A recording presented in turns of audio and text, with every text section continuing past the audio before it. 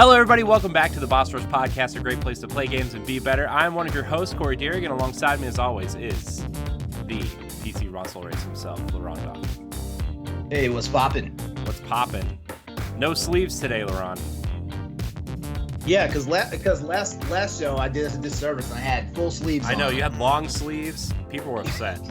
People were upset. Yeah, barely showed the collarbone. Yeah, half of our listenership just dropped. I know. Wait, what are you drinking? You're not drinking your usual water in your Yeti mug. Nah, it's water in a can. Water Liquid in Death. a can? Yeah. I was like, oh, it's a cool beer. Oh my God. No. You know what? I can't.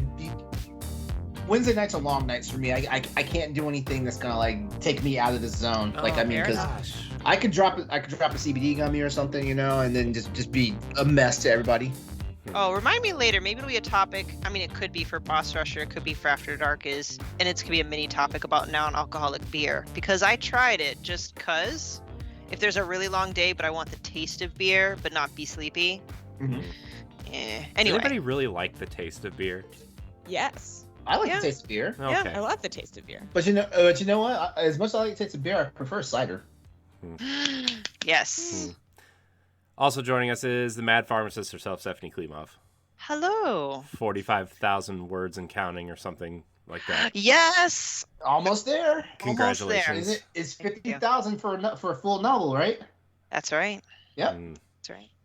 Maybe one of these days I'll throw 50,000 words to a document and be on my way. You could do it. And say I'm an author now. Yeah. Well, I'm not already an author. I write enough. No, you don't. I guess fanfics don't count. Look, writing descriptions for your OnlyFans videos is not. Hey. I'll have you know, it gets tedious, words become repetitive, and it really stretches your vocabulary. Look, texting you up is not. Oh man, we have a guest tonight, guys. We have to behave a little bit. No, we don't. What am I? Wait. We're not behaving right now? I don't know what's going on. We have a special guest, Katie from Left Behind Game. Left Behind Games Club. Gosh, yes. Left Behind Corey. Games You had Club. one? Sorry. There's a lot of words. Job. I almost said book club, and I was like, that's not right. It's Reset. basically it's a concept. Yeah. So welcome to the show, Katie from Left Behind Game Club. Thank you very much for having me. I really appreciate it. It was a lovely reach out that was like, hey, Stephanie, messaged me and was like, I really like Left Behind and come onto our podcast. I'm like, yeah. Wait, did she really say it like that? Because I guarantee you, I don't know. I read it. Did you say? Did you ask her like you asked Dan from Dinosaur Machines? Well, okay. Let me get to you. Hold on. You want to come on our podcast? Yeah, it was just like that. Oh. Just like yeah.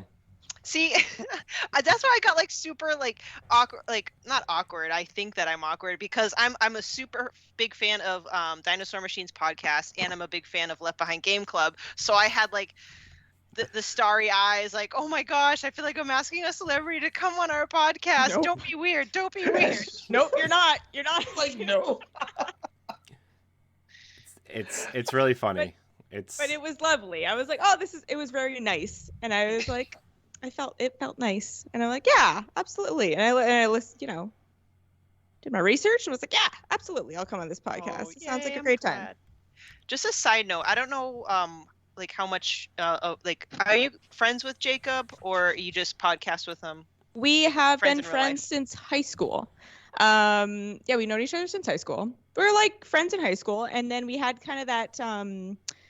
We were still friends, but we all go off to different universities, and he went to live in, Toronto for a while, and then just kind of separate ways, but are aware of each other. And then past, so many years have gotten tight again. And then me and Travis have been super tight. I love him.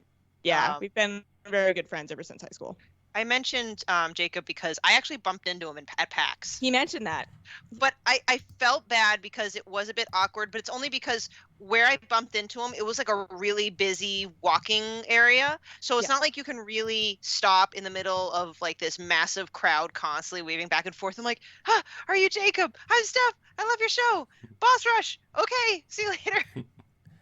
Same. He was like, that was really nice. But at first he said, but at first I felt bad because I was like, it was like a rush. Like he was like, so much stuff is happening.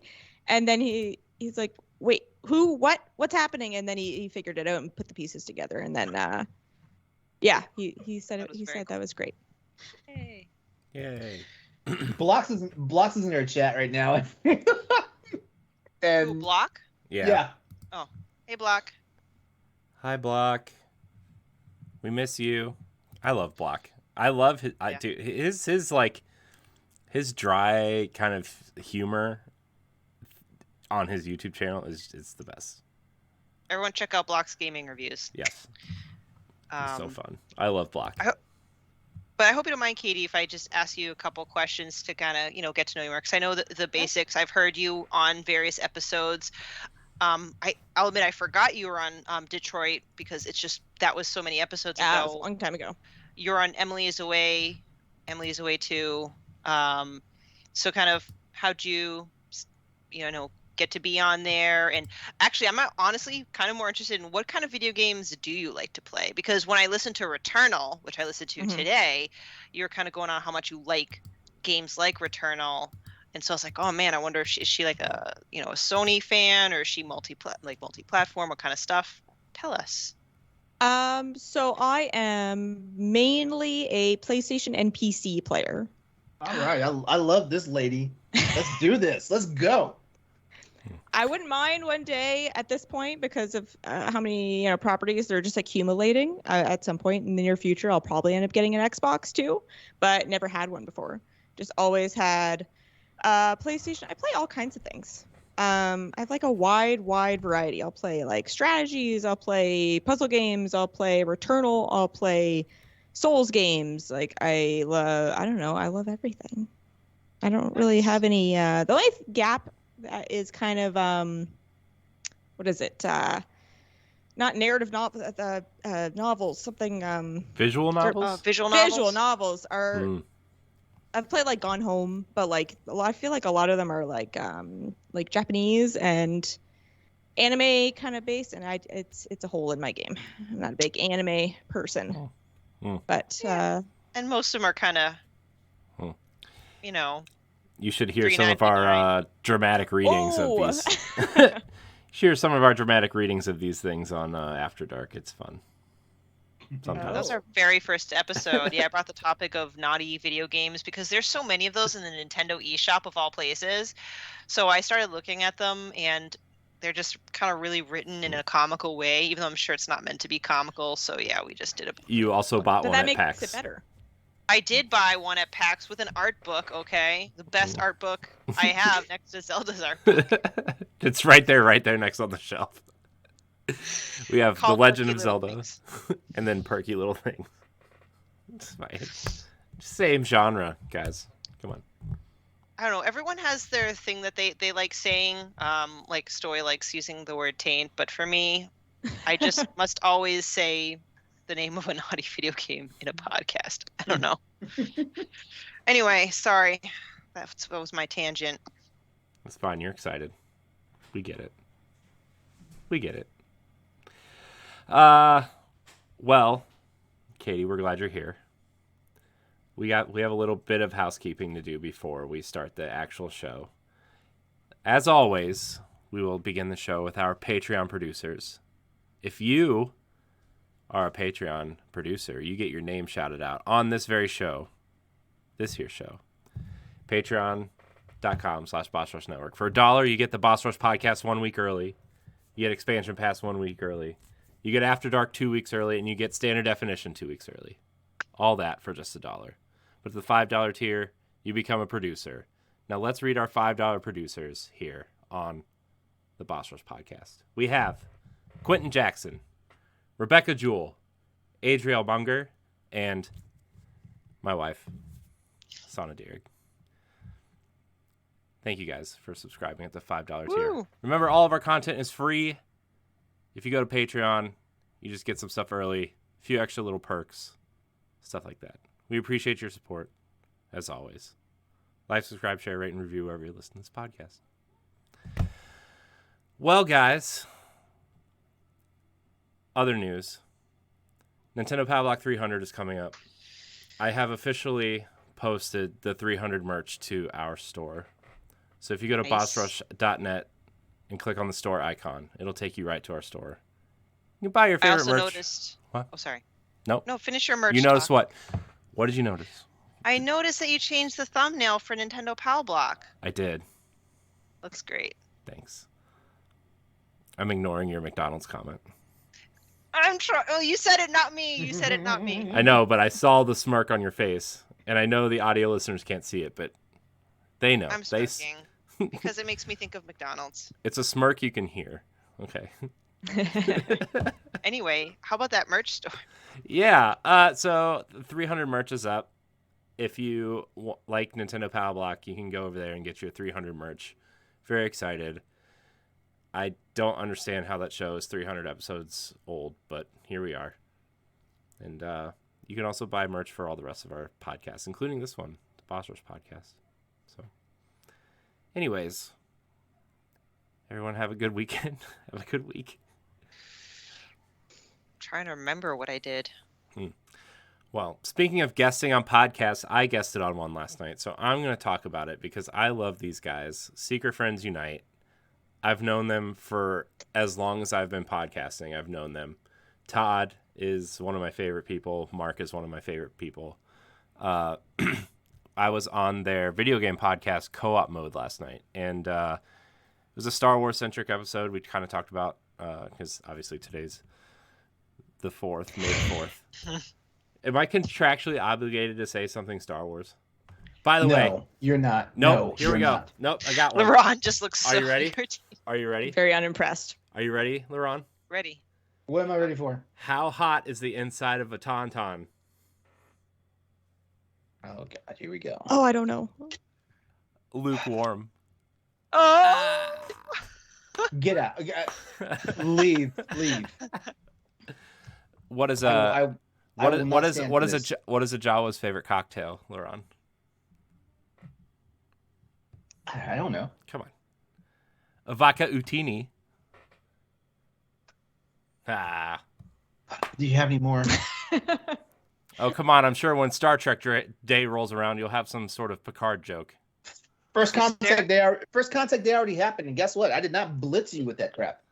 Wait, there's a Star Trek Day? Yeah, there's a First Contact Day? What is First this? Contact Day. Okay, Fill me in here. All right, so First Contact Day for basically there was a movie called Star Trek First Contact, and it was the day that that humanity made first contact with an alien life form, and that happened to be the Vulcans.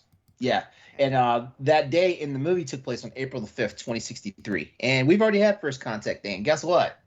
LeRon did not be all over the freaking podcast. None of them at all. It's because everybody understands a good Star Wars joke. Nobody cares about Star Trek jokes, LeRon. Says you. You know what the joke is? You know what the joke is, LeRon? Star Trek is the joke. Mm-hmm. Because I really could have blown that whole thing up. Because First Contact Day was on a Tuesday, which was a day that I was recording Crossroads. You could have, and guess what? You didn't. You failed. Nah, because guess what? Us Trekkies, we keep our level of nerd in check. I'm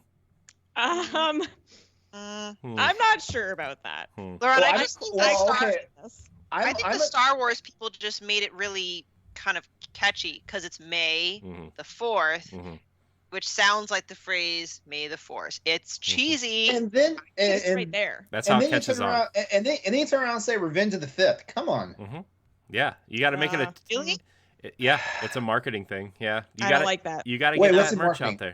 What's in marketing? It's marketing Star Wars crap. Okay. Yeah. Okay. Anyways, I just want to shout out Secret Friends. They're always super nice, and Charlie. I know Charlie does a Star Trek show, so I can't be that mean. So yeah, you just want to be invited back on. That's all. do. I love their shows. They have a Star Trek show called Code 47. They have Holocron Chronicles, for Star Wars. They have Co-op Mode, which is their video game podcast, and then they have Secret Friends Unite, which is just their kind of catch-all podcast about like movies and comics and stuff. It's really fun. I think they have a website now, secretfriendsunite.com. Go check them out. They are everything I hope we become someday. I kind of look at them and say they did it right. So, yeah, check them out. I think that episode is coming out today or tomorrow, so you can also listen to it. I'm going to share it through our social feeds too.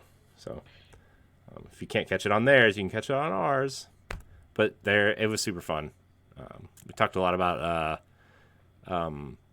the Jedi Fallen Order, which was fun.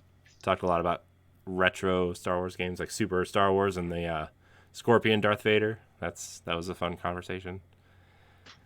So yeah. Very cool. Can't wait to listen to it. It was fun. So Stephanie, ready to hear some bad news? No. Fine. I had a hard drive crash on me. And you're not gonna guess. You're not gonna believe which hard drive it was. Well, it's not the Switch because the Switch doesn't have one. Nah, it's the hard drive that has all 3 Dead Space games installed. Oh. Yeah. Now I should have the save file on the cloud. I'm hoping. Oh my gosh, I hope so. Please. Yeah, but you need to return to streaming that. Yeah, I feel like where I'm at though, like I need to just start over, which is good because I don't think you ever caught the first episode, did you? No, I think I hopped on like the second or third one. Okay, yeah, where you saw the game still makes me a nervous wreck. Like it's something about Dead Space 1. Dead Space 2 and 3 are so fun for me, but Dead Space 1, like it triggers me. Wow. Well, you gotta make sure you do all that before the remake or remaster. No, remake. They're not remastered. It's a remake. Remaking. Yeah. Which I don't think there is still a date, but I don't know. That is a hole in my I mean, everyone has many holes in their backlogs, but that is one for mine. The Dead Space trilogy. Yeah. Oh. Because I used to be a chick. I mean, I'm still a chicken. I'm forever a chicken. but it was worse before. I've started to like creep into that area. Like I played the RE2 remake and screamed my way through that, but I did it. I enjoyed the RE2 remake. And this I'm an old school Resident Evil fan, and I gotta say, like they did a good job of like really like placing scares in different places. Like it's wild. And the whole thing about Mr. X, like that thing, he just ranches up like the fear factor because you can hear him stomping around the precinct. Yeah, I played I played as Leon, finished it, then started to play as Claire, and then Mr. X shows up way earlier. Right away. And I was like, what? Yeah. No, I can't play this whole game with you here. Like, I can't do it. So I was just like, no, I played it once. I'm out. I did it. I did the thing. But yeah, I was like, already? Like, you've got to be kidding me. So yeah, I feel like I'm like you, where I'm just taking baby steps into horror. Like, I'm not big on that. The only real horror game I played is Soma. Soma was, I made it through that too. And I bought RE2 remake, but I'm still terrified to start it because of, honestly, it's Mr. X. I don't like the concept of constantly being chased by something. Yeah. Then don't play Alien Isolation. You beat Metroid Dread. The Emmys don't chase you. The Emmys don't chase you for the entire game, though. No. Yeah. But they still chase you. It's still like an oh shit moment when they're chasing you. And you're like, oh my god. Oh yeah, no. True. But Mr. So, yeah, I want to play Dead Space, but now I'm like, do I play it now? I mean, I would wait at this point, right? I mean, you're gonna get the benefit. I honestly feel that's my recommendation. Like you can, if you guys see what it's all about, watch someone's Let's Play, or just wait for me to continue playing it. Like I'm going to get back on it soon, or just wait and just be pleasantly surprised. I think it's gonna be a wonderful experience, for people who've never played the series before, and because like all the stuff they've had 2 developer diaries so far, and all the stuff they're doing to enhance the original game is just mind blowing. Yeah, it seems like they're taking a lot of care with it, which is good. Yeah, well, yeah. That's all you want, right? If you're gonna remake a game, like that's great, but like you could just kind of like ship it out there just because you're like, well, people will buy it. People like this game, so people will buy it. But no, if you're like, if they care, they're putting the effort in, then I feel like when it comes to remakes, like they do like take that extra level of care versus remasters. Because I've seen more like remasters, like have issues. Just slap a coat of paint on it, and send it out. Yeah. Like look at the Prince Persia remake. Like, yeah, like or it's been delayed again. It's been delayed again. That's. I love that we all knew it right away. As soon as they showed it, we're like, "Whoa!" Yeah, I was like, "Oh, this is coming to Switch. This clearly looks like a Switch game because it looks bad." But it was bad. It wasn't. Like the thing is, it wasn't coming to Switch, and we were like, "Oh." No, they were like, "You're excited now, right?" And everyone's like, And now the studio that's doing the Splinter Cell remake is now making this. So. Although they've got too much on their plate. Speaking of Ubisoft though, that Skull and Bones leak looked like they took all the wrong parts from Assassin's Creed Black Flag that people liked. So that was you tried. You tried. That's all I can say. It's all right. They've got Star Wars: The Division and Avatar: The Division coming out soon, so that's cool. From Massive. So, I like The Division, but I don't know if Star Wars needs a Division game. I'm just gonna throw that out there. I mean, probably not, but no, they're gonna make it. So they are, and they're gonna make millions of dollars because it's gonna say Star Wars on the cover, and so I'll probably buy it because I'm a sucker. Same, but I'm gonna buy it. I didn't say I was gonna be happy about it. Yeah. And I'm going to complain for the first 5 hours until I realize that it's actually an okay game. And then, like the gaming internet does. And then 10 years from now, everybody's like, no, it was awesome. They should do more. So, anyways, I'm just on one tonight. I don't know what's happening. Yeah. Anybody playing anything fun so we can save this conversation? I'm trying to play Nier for the first time.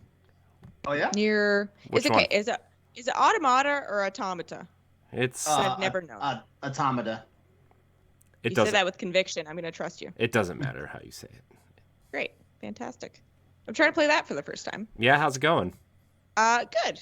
At first, well, pretty good. She did not say that with conviction. Well, there was the initial like, oh, okay. And then a couple interesting things happened. I was like, oh, okay, I'm in. And then I tried to do a couple side quests, and that map is the worst map I've ever had to make use of. And I can't find anything, ever. So I'm like, well, I'm not doing side quests because I can't figure out how to get there. So I'm not just going to run around the city for 3 hours looking for something. So, but the story's good. Like, I like it.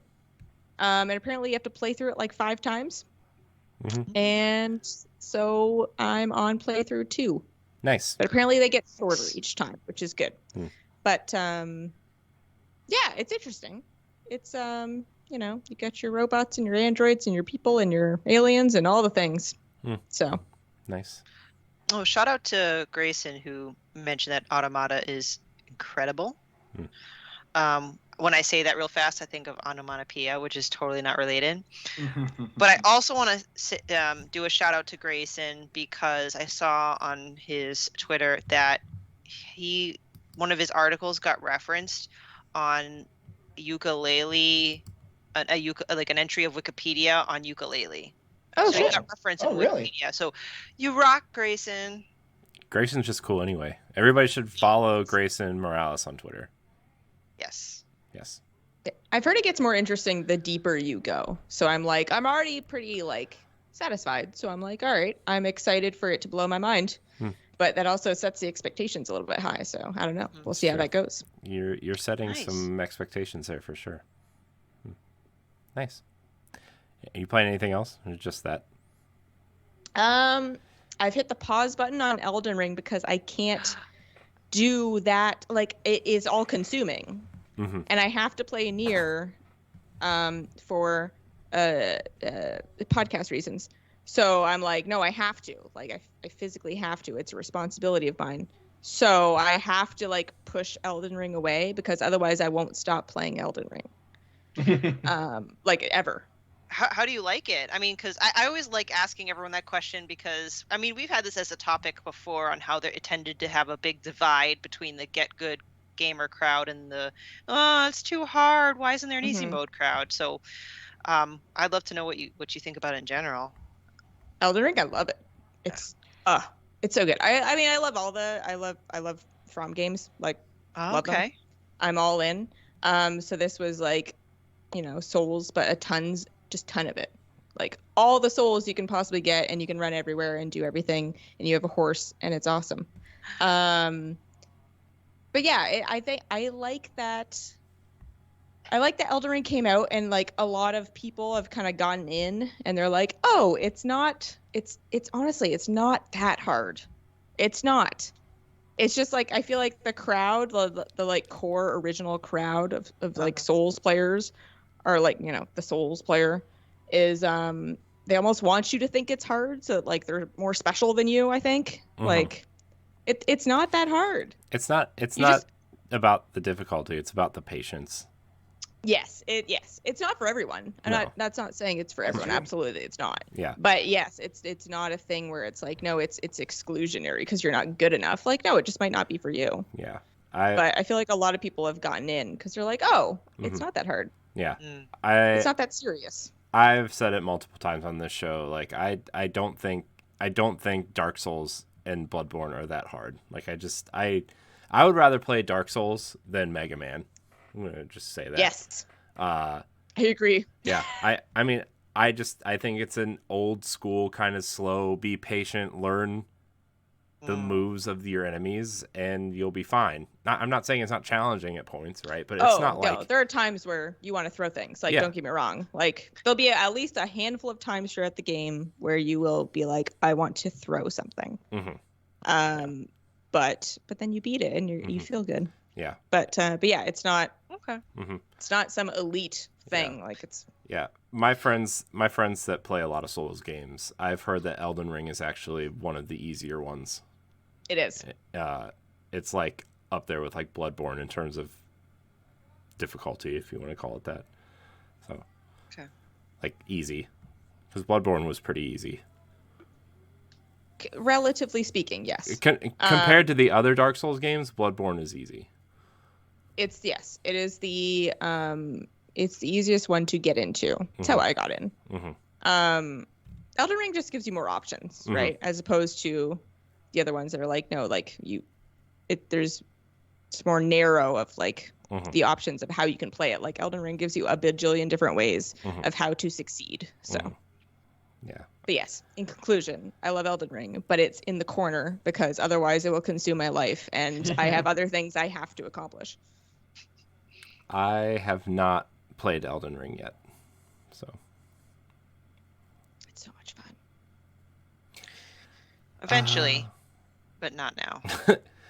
What are you guys playing? You can skip me because guess what? I have not played anything because I want to get that damn novel written. So sorry, guys. How's your novel coming, Stephanie? You can talk about that. Yeah, I want to hear about it. 50,000 words again. Just want to throw it out there. This is my 5th novel. That's insane. Science fiction fantasy, they kind of bleed together. My first 4 novels were just flat out fantasy, taking place in its own universe, its own world. Fun fact, I think most people, if they've been following me, might know this or not, but my first novel used to be a fan fiction of, at that time, what I thought would happen after Ocarina of Time, LeRon's favorite game. Yeah, one of them. Because I'm the biggest Zelda fan, and I was like, oh, what would happen if Ganondorf came back? Which obviously since then games have come out to tell that story. But eventually, you know, I'm a pharmacist by trade, but I always loved the arts and writing and drawing. And I'm like, you know what, I'm going to write that novel. So I secured a 5-book contract with my indie publisher, And so this is book number 5, and I'm just testing out a different storyline that I kind of tucked away in high school. Like I saved all my notes. So, yeah. Fun. That's awesome. Thank you. But it's weird, right? Because I don't necessarily want to rush through it, but I already have a large backlog. It's getting larger. It's getting larger. I do need to get it done at some point, yes. Yeah.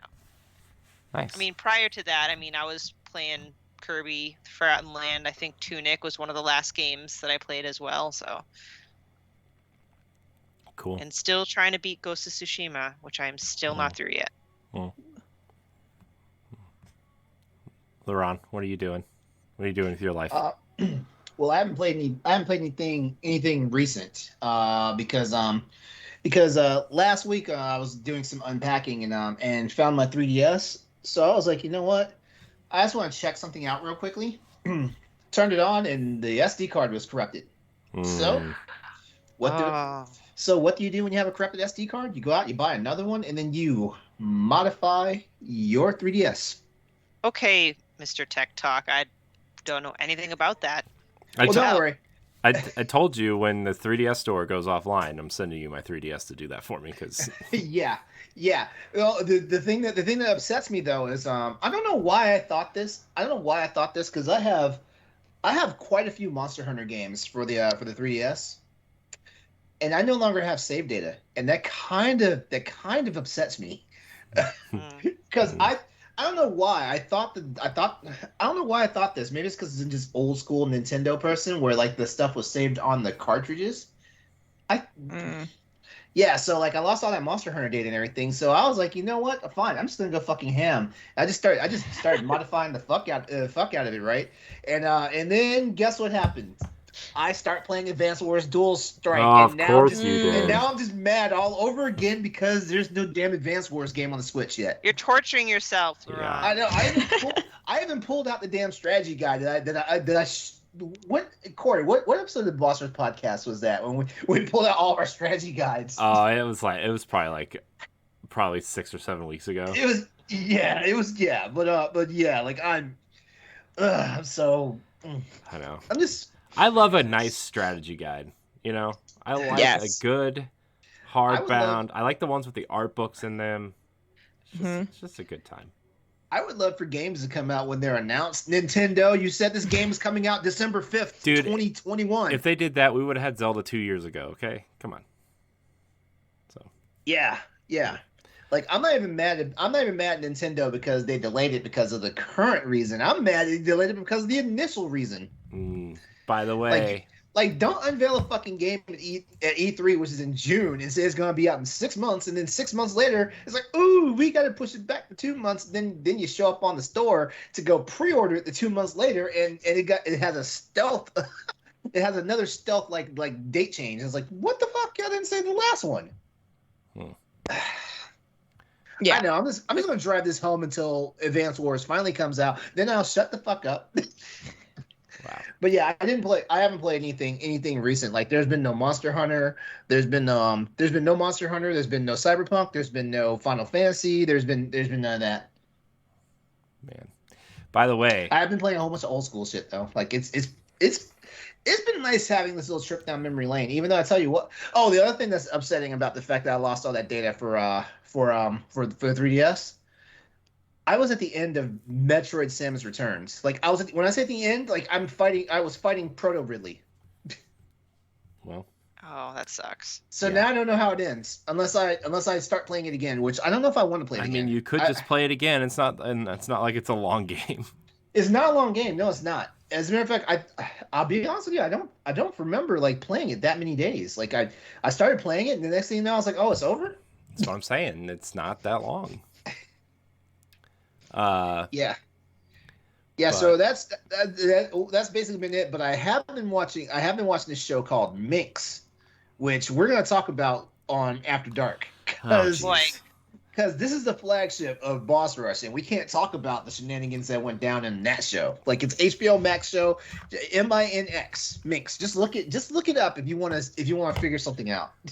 Figure something out. That sounds. I even warned y'all. What, I texted y'all like 2 or 3 days ago saying, "Hey, I've been watching the show. I'm kind of hooked on it. Yeah. Maybe we should talk about it." Well, we're gonna talk about it, whether you guys checked out anything on it or not. Oh boy. Speaking of Zelda delay, Stephanie, did you see the reports coming out about what reports? Wind Waker and Twilight Princess coming out in October? What? Wait, yeah. What? When did that? What? What? Jeff Grubb. So everybody knows Jeff Grubb. Everybody. I don't know if I trust Jeff Grubb that much. I don't know. Hold on, that's too big of news for us not to know this. Yeah. It's on Nintendo Life. There's a whole article about it. Hold on, I'm going to Nintendo Life. I feel like everyone right else now. would have picked it up if it held water, you know. It's also on Game Informer. When did this publish? Right. This published yesterday at 12:45 p.m. So whatever that is in UK time, I don't know. So whatever that is in America time. But yeah, so here's the rumor now for this, and it's probably a Nintendo Pop Block conversation. I don't care. Breath of the Wild. We're talking about this. Breath of the Wild, Wind Waker in October. Metroid Prime Remaster in November. I refuse to believe this. I refuse to believe you. And I'm not going to get my hopes up. Here, LeRon. Here's some news about Advance Wars 1 and 2. Because I already told you guys, like, those 3 games you said, that's guaranteed $180 coming Nintendo's way from my pocket. LeRon, he said the keywords. Advance Wars. Listen. Advance Wars 1 and 2 release date. LeRon, are you ready? December. See, now I'm mad all over again.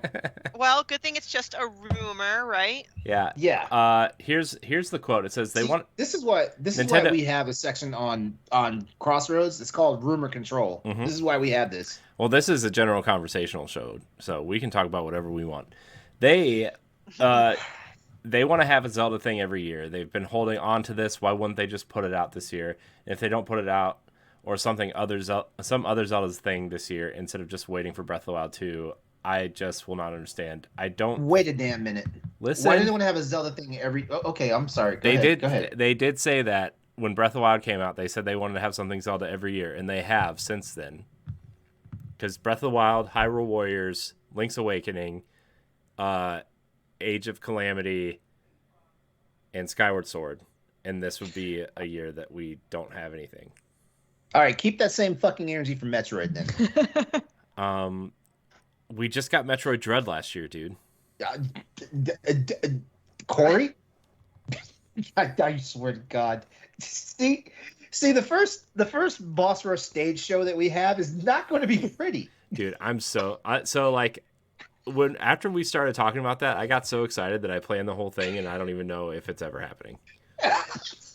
So. Corey had like 4 fever dreams about it. But to go back, so can someone explain to me? I'm not familiar with Jeff Grubb. Is he relatively accurate? Actually, he's pretty accurate. He's pretty accurate. Lately, yeah, he's been lately he's been accurate. Like he's accurate enough for Giant. He's accurate enough for Giant Bomb to hire him to do a specific insider leak show called Grub Snacks.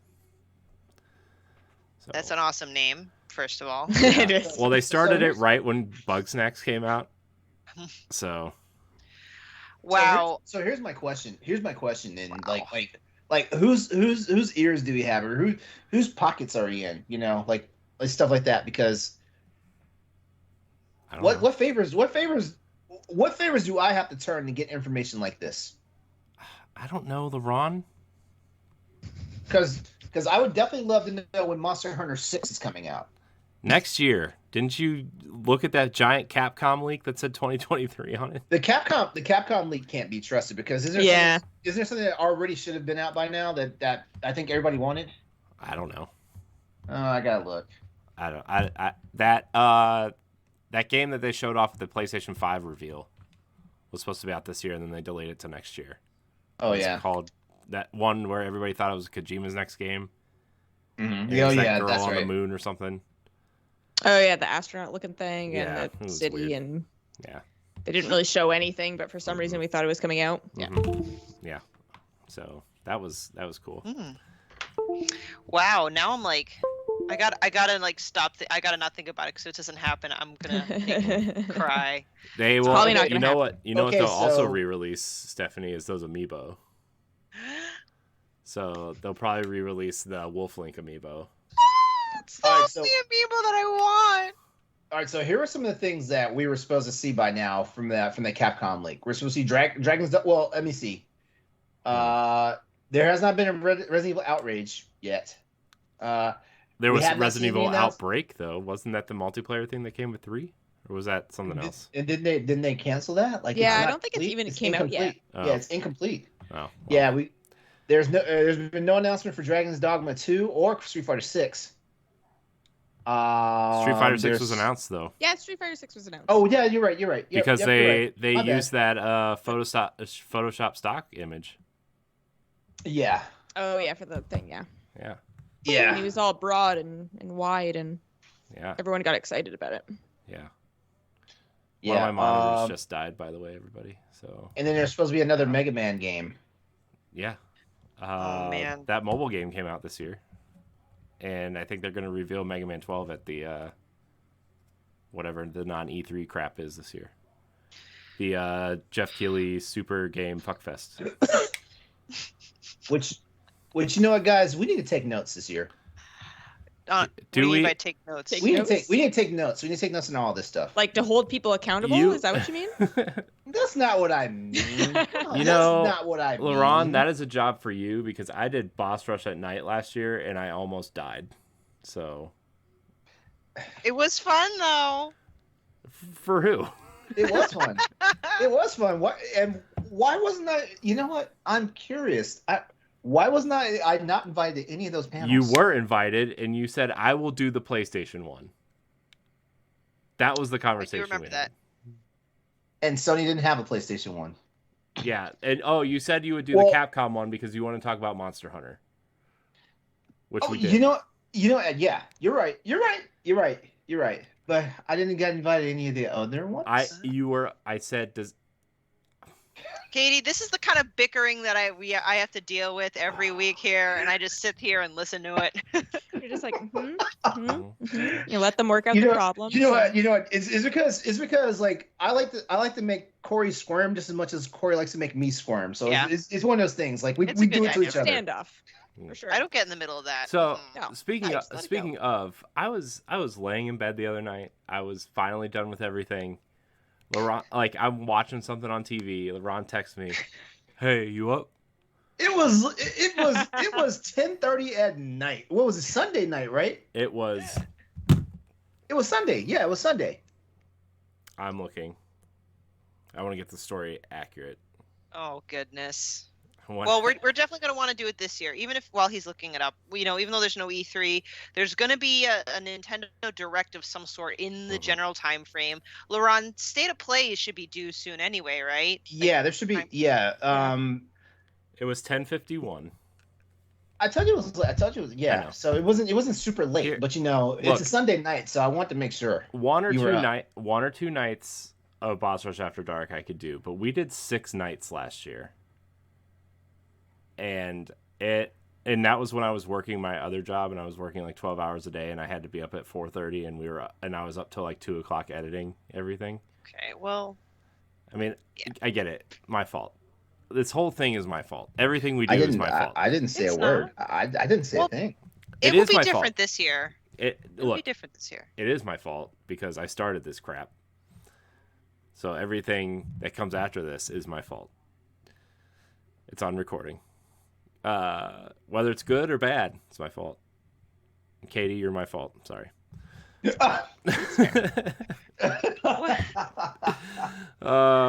That's awkward. Anyways. Should we start talking about some topics now? Yeah, I don't even remember what we were talking about. Oh, LeRon texted me the other night about at 11 o'clock at night about a thumbnail he made. I'm like, dude, I suck at that shit.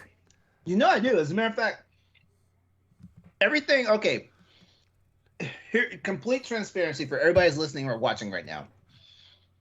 Everything that you see that's done for My YouTube channel, my Twitch channel, is usually something I stole from Corey.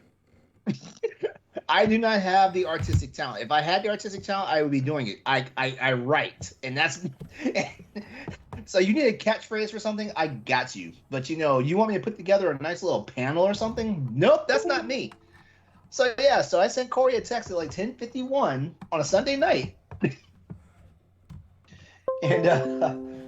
and something's going on. You guys see that? Yes. Corey, are you here, Corey? Corey, are you okay? I'm here. Maybe. I'm fine. Hey. Are you there, sir? Are you there? I was fixing my monitor because it died, and sometimes when it dies, I have to unplug it and plug it back in. Mm-hmm. So I'm sorry for everybody who just saw not my face. So I sent him a text at 10:50 something on Sunday night. Just want some feedback. All right, Corey, continue the story. No, you continue. You're doing a great job. I said what I had to say. I mean, it's your story. My point was that you texted me, "Are you up?" That was the point of the story. I wasn't like going to make fun of your thumbnail or anything. My point was also you texted me about something that was like, to be honest, not very important. There you have it. I mean, it is. Thumbnails are important, but I mean, it wasn't like an emergency. I was kind of happy with myself. I did it on my own and everything. There it was. Very proud of you, LeRon. Your thumbnail Don't try and give me the affirmation now. Your thumbnail looks very YouTube-y. That's what I was going for, actually. I know. You nailed it. That's okay. My feelings aren't hurt. Are you sure? Because I feel them from here. You brought it up. You didn't have to say a word. I know. I just like to give you a hard time. All right, let's talk about a fucking topic now. Yeah, let's. That's not at my expense. No, but those are the best ones. Katie, you're our esteemed guest. What do you want to talk about? So Stephanie was like, "Oh, so bring a topic," and I was like, "Topics? My podcast don't have topics. The topic is the podcast. Like it's like the game or the show." So I was like, I gotta think of things. Like, oh my god. Ooh, I came up with one thing. So I have a 4-year-old nephew and he's almost 2, approaching 2. So mainly about the 4-year-old. So basically, younger relative family members, I'm like, it's time. I need to start getting him into gaming.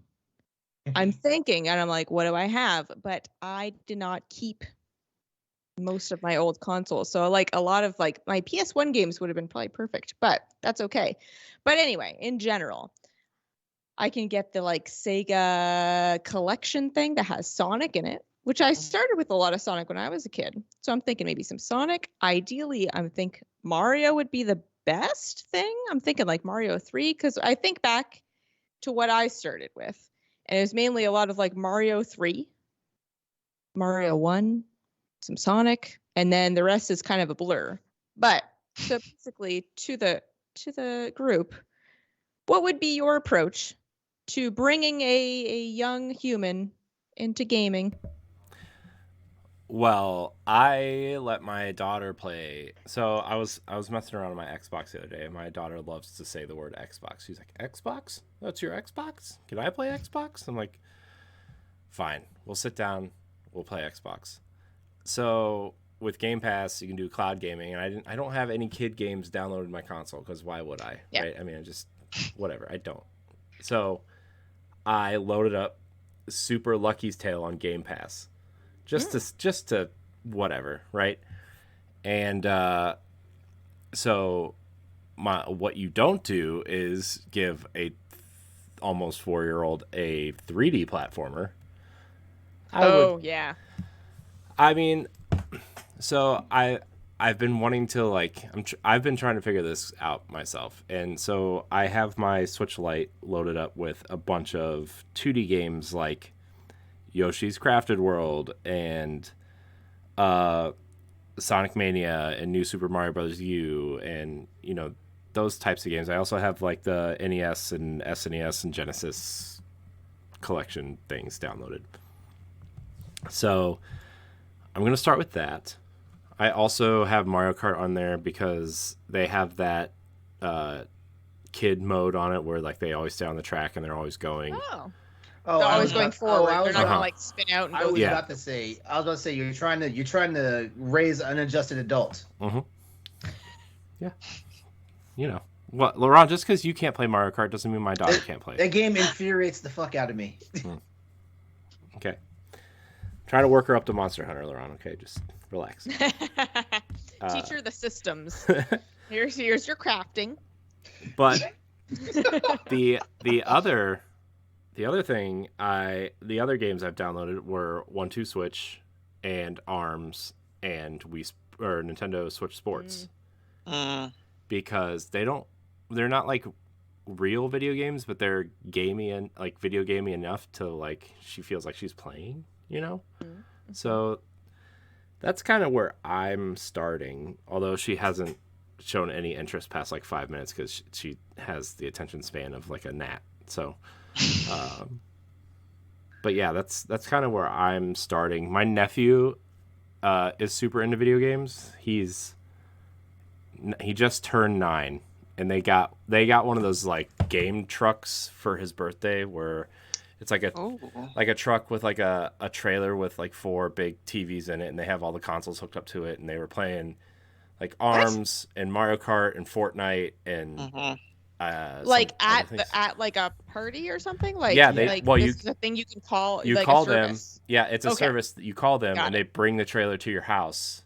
And you pay. At first, I thought it was like we bought this truck and it has all the content. Like I don't understand what you're talking it's about. Like it's like a new single in that family. I need to get guys, married. It's like a real local version of Pimp My Ride. Okay, you just there's probably like a fish tank in there and like a basketball. We don't have hoop. that in Windsor, Essex, Ontario. That's not a thing here. I think that is so cool. I didn't even know that existed until I was driving on the highway and I saw this truck with like an image of like a game controller on the side. I'm like, what? Mm-hmm. What? And I was like speeding. I was speeding so I could get next to it and read it. Hey, guy, roll down your window. Systems you got in there, and yeah, it was like a portable like arcade, quote unquote, but not in a traditional sense. That's a genius idea. Whoever thought of that is brilliant. Mm-hmm. Yeah. So, he's been really into like Minecraft for a while, and this past year was like the first time he gets to play like big kid games. So I sat and played Destiny with him. He plays Fortnite. Thinking about introducing him to Halo. Like it's just he's very at that age where he's ready. And so, it's been really interesting watching him learn about these other games other than like Minecraft and stuff. Mm-hmm. But his little brother is still into like every time he comes over, he wants to play 1-2 Switch or Yoshi's Crafted World. And he's 7.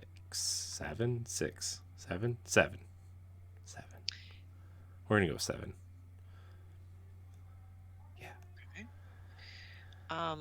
I have a son who's 6.5, and I want to introduce him to the world of gaming. But I kind of have this conflict within myself about technology in modern day, because as an older millennial, I grew up with no technology or minimal technology. Mm-hmm. But I'm still young enough. You experience the transition of like we don't have internet, and then we kind of have it, and it's exciting, and like, but it's not ever present as opposed to right. And I would say like all the time. Yep.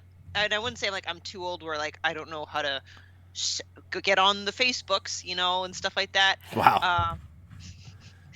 But so like I'm not against technology, right? But at the same time, I see so many kids like with they're like going through like working a cell phone or a tablet, and they're like 3 years old, and it like I don't know, like I'm not passing judgment, like everyone parents a different way, but I don't know, it just scares me because I just feel like their attention spans, like, and maybe I'm just not a patient parent, but the reason why I give that backstory is I still like introducing my son to video games, but I kind of want to show him like the old school video games first. Yeah, the crappy graphics, the simple stuff, because then he can actually appreciate the real good stuff as he gets older, because he has a friend who is 4, a much younger son, and he's the one that kind of was raised with a tablet in his hand since he probably came out of the womb. And that kid's hand-eye coordination is really good. Like, he's on Roblox and he's just like showing me this, that, the other thing, like throwing his character off a cliff, and the character like breaks all his bones, and that's your goal, is to break as many bones as possible. But like, the kid's just like, he's 4. Now my son, so this is where I'm trying to not go on a tangent. I will pick a game that I think isn't very hard, right? Like the recent Kirby game, or I don't know. I don't know why I'm like all of a sudden like having a hard time, or like even Mario Kart, right? Before I adjusted for the kid mode, his hand-eye coordination really isn't that good. Or like, I have Pokemon Arceus up, and I just like, he's like, oh, can I try? I want to walk around. So I give it to him, and like, he like has a hard time even just like, I don't know, hand-eye coordination. It's just not there. Maybe he's just like. I think we underestimate how difficult it is, because we've been doing it for forever. Yeah. And then it's even like an adult, like my husband doesn't play. He plays like sports games for the most part. He'll dabble. He'll like be like, man, certain things. He'll be like, I'll try that for like 10 minutes, and he's like, all right, I'm done. But he's not like a gamer. And then we try to play like It Takes Two together, and it's like it's a struggle sometimes. And I'm like, just you gotta jump and then hit this button and aim at this thing, and it's like he struggles a bit. And I'm like, oh yeah, this isn't like about this stuff. I mean, yeah. It's like, oh, this isn't like a skill that everyone has. Like, this is actually a developed thing over like decades at this point. It's an innate skill. Also, you think about it, and like when we were growing up, like analog sticks didn't exist, right? I mean, I was 11 when I got my Nintendo 64, and that was the first time I ever touched a joystick, right? And then PlayStation brought the duals. Wow. You never went to an arcade? I mean, yeah, but I mean, like I don't count like. I thought he was going for that one too. I know. Yeah, that's what I thought too. Oh my god, this is the wrong show for that. Come on. That doesn't mean it's not coming out of your mouth. Whoa! Just because I host the show doesn't mean I'm always the show. That's questionable. What was I saying? Oh, I don't really count like Atari in the joystick, right? Because I mean, that's all you had, right? And arcade. I'm saying like the way we think about joysticks now, right? With N64 and the DualShock on the PlayStation. We were older when those came out, and we learned with everybody else. Whereas now you look at kids like 5, 6, 7, 8, 9 growing up, and they're like already in a PlayStation or an Xbox or even Switch ecosystem where there are 2 sticks on every controller. Yeah, I think the dual sticks is the big difference there. Because even like arcade joystick, it was still like left, right, up, down. Like it was still. Yeah. It wasn't. But once you have that second one that controls the camera, it makes it hard for people. Yeah. Oh yeah, and like, don't worry, I'm not like disappointed in my son, but making a comparison with that 4-year-old, like I feel like it depends. Either everyone's different, and B, maybe that 4-year-old really just has been on a screen for 4 years, where my son just recently got into it. But I know he will, because he loves watching me play Zelda. He loves watching me play Ocarina of Time. When I got Skyward Sword HD, what we would do is, like, because it's the Joy-Cons, I'll let him control like one of the Joy-Cons where he's walking, and I'll control like the sword swinging. So yeah, just, you know, from a fan standpoint, he loves Zelda. He actually has been Link for Halloween for 3 consecutive years. You dressed him and put him out the door and said, "This is what you're wearing," right? The first year. This is you now. Go. Yeah. You are Link now. Yeah. Dodge the giant rolling rock to get your sword. Oh my God. But anyway. Oh my God. Stephanie is raising the little twink that could, because God, there's some like that's the best way I describe Link these days. Like this small, unassuming like somebody shows up, and all of a sudden, like, he's smashing the pots in your house. He's hacking chickens to death with a sword and stuff. And at the same time, he's saving the kingdom. He's the hero of destiny, LeRon. Shut up. Watch your mouth. Gosh. You got LeRon obviously follows the timeline where he failed, because he obviously hates him. Wait, is that the timeline that doesn't include Ocarina and Majora? No, Ocarina splits all the timelines. Oh. Yeah. But one last thing, the video game he really got into the most, believe it or not, is Ring Fit Adventure. I got it. Ooh, that's a pretty complicated game, actually. I only got it because of the whole COVID thing, and I'm like, oh well, and it was winter, so we were all extra stuck in the house, and it was on sale too. And I'm like, you know what? He needs to get that energy out. And I'm like, perfect. Here, take this. Move your legs up and down real fast. Look how fast you're running on the screen. Oh, it tired him out real good. How good is it at compressing the ring? Do you know, like shoot the fireballs? Yeah. Not that great. But he at least gets it. So that's cool. Mm-hmm. So that's kind of, I don't know. I kind of actually answered, but not really answered that. I'm sorry, but I don't know. I'm just kind of throwing every little bit at him. I feel like if you have a kid that's got like high energy, like the very athletic games, definitely what you want to do. Like, have you let him play the new Wii Sports game, the Wii Switch Sports game? Not yet. And it's is it because you're afraid he's going to accidentally lost the controller?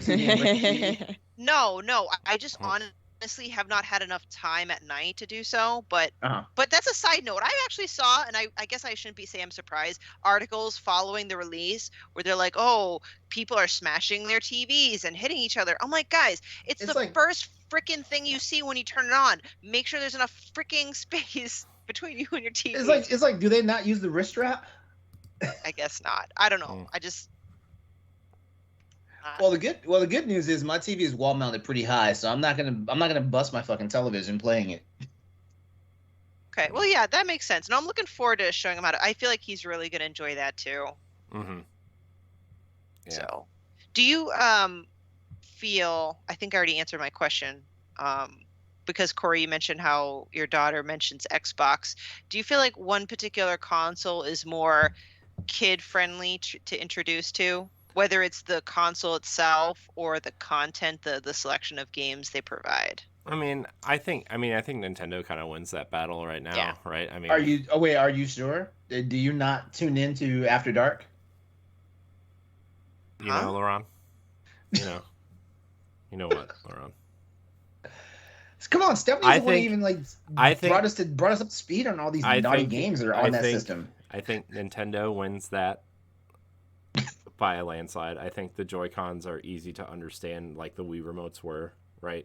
But also, like, you have Kirby, you have Yoshi, you have Mario, right? Those are super kid-friendly games to learn how to play, right? Especially Yoshi's Crafted World and Yoshi's Woolly World and the Kirby games on Switch is like, yeah, these are easy 2D games. Like Yoshi's Crafted World has this mode called Mellow Mode where you literally can't die.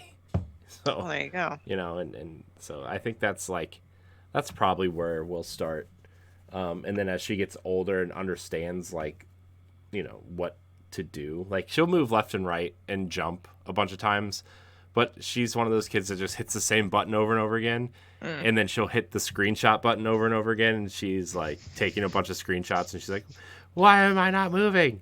And I'm like, "You're taking pictures. Please stop." But yeah, she's starting to understand, but she hasn't played enough to really learn. She's not even 4 yet, so what can you understand when you're 3? But I let her just have fun and mess around. And I heard Astro's Playroom would be a good kid. It's still 3D though. Oh yeah. I don't know. That's tricky. You can't. There's less.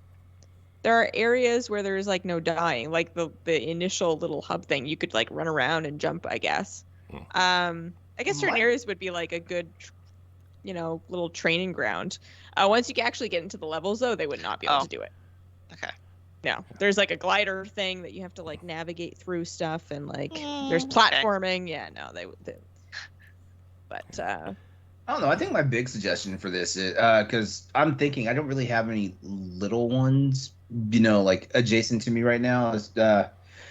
I'm thinking probably like the best thing to do is probably just like dust off a 2DS and send them loose on it, like like with a bunch of the Mario titles. The thing is that I tried to do that, and then she saw the Switch and she saw that I was playing the Switch, and she didn't want to play the 3DS. She's like, "This is trash. Why'd you give me the trash console?" She's like, "What is this? This is what? You don't want this, so I don't want this." Oh my gosh! It just popped in my head. Next, other than Ring Fit Adventure, you know what game Nikolai really likes, and it's great for the Switch because it's touchscreen. Donut County. Oh what? yes. What? Donut County. You know what? Yeah, there's a lot of it doesn't really teach you how to use a controller, but there are a lot of touchscreen games that are actually really good now these days. Yeah. So Donut County, LeRon, have you heard of it? No. Oh, Donut County's really good. Yeah. I don't want to. This is when people make this comparison. It's not 100% like it, but Katamari Damacy, where you roll and things get bigger. Donut County is similar. It's a physics-based game where you start with a little hole in the ground and you move it around and try to make things drop into the hole. The hole gets bigger, and your whole point and goal is to swallow up everything in this particular setting that you're given. But there are several puzzle mechanics to be able to obtain everything. And it's got a cute little raccoon that's very snarky. But Nick, that's really easy because it has a touchscreen mode, and it's literally just make things fall down the hole. Haha, that's so funny. Yeah. As an adult, I thought it was funny. No, I took a ton of screenshots. That trash panda is amazing. Kids, they're fun sometimes. As loners, kids are fun. For my own, no thank you. You mean when you can give them back to return somebody? Them. Yeah. When I return them to my sister, I say here, I can't. But I can't do that to mine. Yeah, that's the thing. Well, you did that to yourself though. I can't shove them right back up in there and say go away. I need a break. I'm just kidding. I love my kids when they're sleeping. They're sleeping. At school, So. I'm just kidding. I love my kids all the time. Relax. Everyone calm down. Yeah. Internet. Come on. Parents, Okay. I will say, though, to kind of wrap up the topic is whether it's your own kid or just a kid in the family or a family friend's kid. As a gamer myself, I find so much joy being able to share my passion and my love for it. Well, actually, it's a game, too. The franchise Pokemon. That's another thing where, as a kid, I collected the cards, and it was the dorkiest thing. Now it's the most popular thing ever, which is I find weird. Just because it's, But anyway, the point is, I get to share what I was passionate about ever since I was young to my kid or any other, my kid's friends. Whereas, I don't know, I feel like people in our generation, we might have some parents that were into video games, but it was the very even then they'd be like, we loved Pong, yeah, that's about it. I'm like, oh, he's getting old enough. I'm like, I can show him video games and I'm excited about it. Your first game is Elden Ring. Can you imagine those people whose first games would be something like that? That's funny. They'd be set for you're life. Gonna get good and you're gonna like it. Yeah. You lock them in a room for a week, just shove food in a bucket under the door. You come out the other end, they're shaking and decrepit and melting. Yeah. I did it. Oh, man. Good times. Good times. Go Corey, ahead, Stephanie. We have a question in the chat. I don't know if it's something we can take as maybe a secondary topic, unless you were going to bring up something else. But no, I was not. I don't have anything. I never come to the show prepared. I show up. That's not true. Still say in Shane had a question. Sarcasm in that. He wants us to give him some ideas. He said his wife told him that a friend of theirs who is a big gamer, unfortunately, that person's house burned down the other day. Oh. He lost everything Oh my goodness, including 2 dogs and a cat. That's awful. Oh my god. As you may expect, he's depressed, and we wanted to do something game-related for him to get his mind off it, but not sure how to approach it. Any thoughts? First of all, my thoughts that's just a traumatic, terrible experience, especially losing pets. That's yeah. Mm-hmm.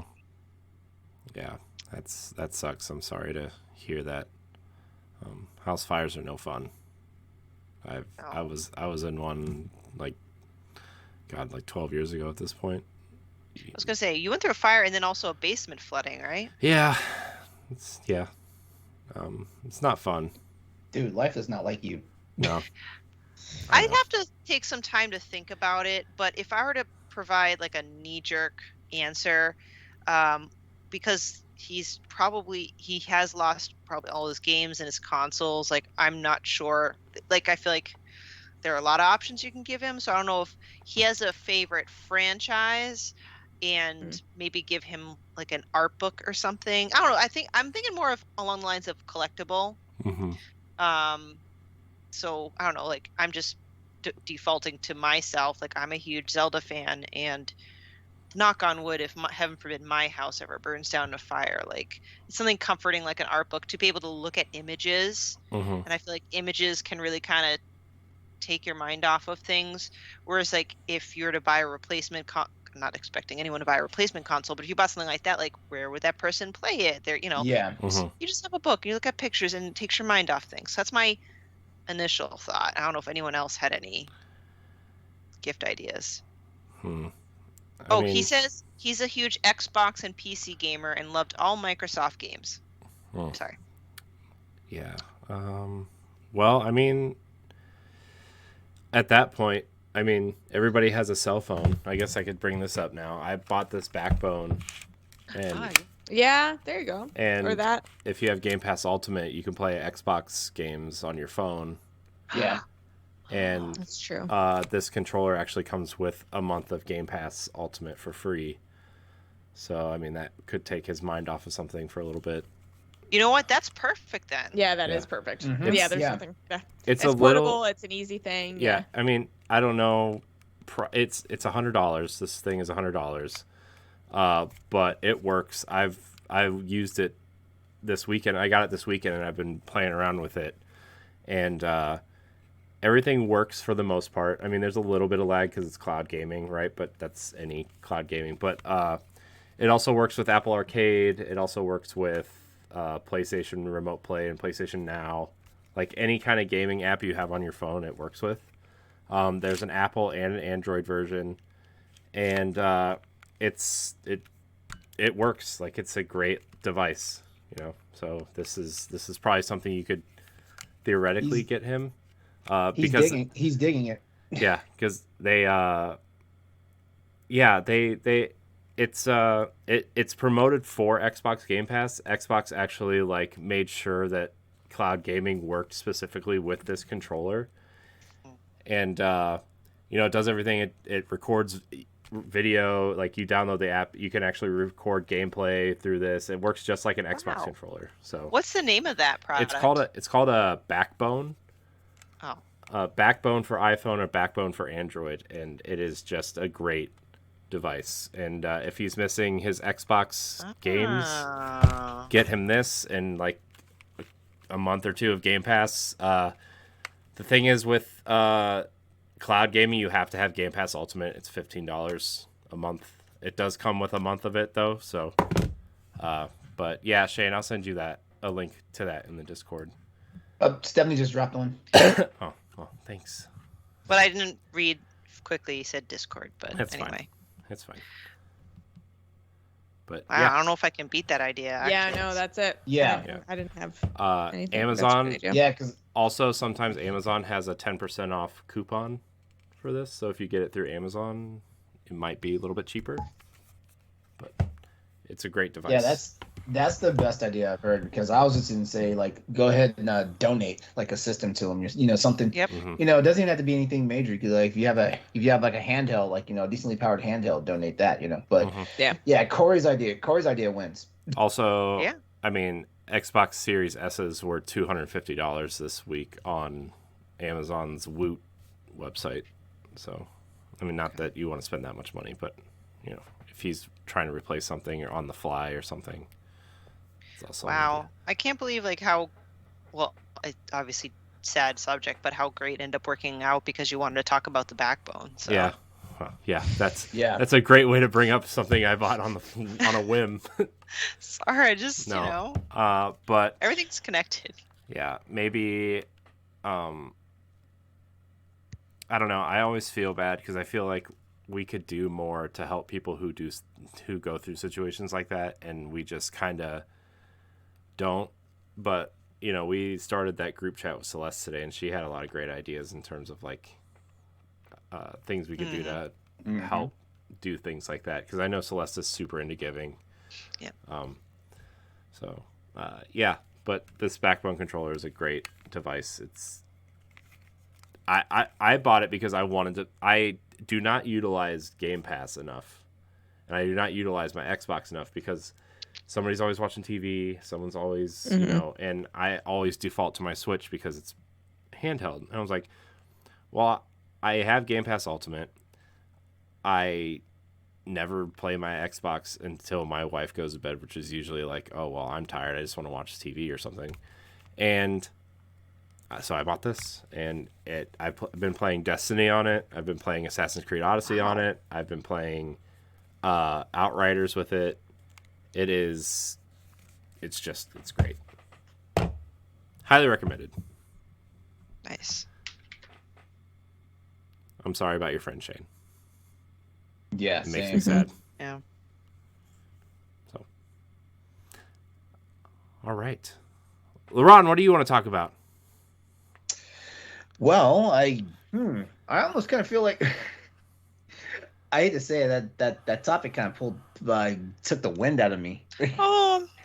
I know, like I just got to thinking about it, especially like what he lost, and I'm not just talking about like the merchandise, just like I mean, I know. Yeah, just anytime, like whole life being just turned upside down like that all of a sudden. Right. Yeah. Okay. So actually, my whole thing was kind of entertainment related. Okay. So we've got the whole like Teenage Mutant Ninja Shredder's Revenge coming out real soon, right? Yep. So I want to ask everybody tonight, like, what's a franchise that you loved as a kid or even as like a immature adult that you would love to see like get the video game treatment? What is a wait? Can you repeat the question? Sorry, I'm trying to respond. Like a video game franchise turned into an entertainment thing, or the other way around? The other way around. Did I phrase it wrong? Maybe I phrased it wrong. No, I think you phrased right.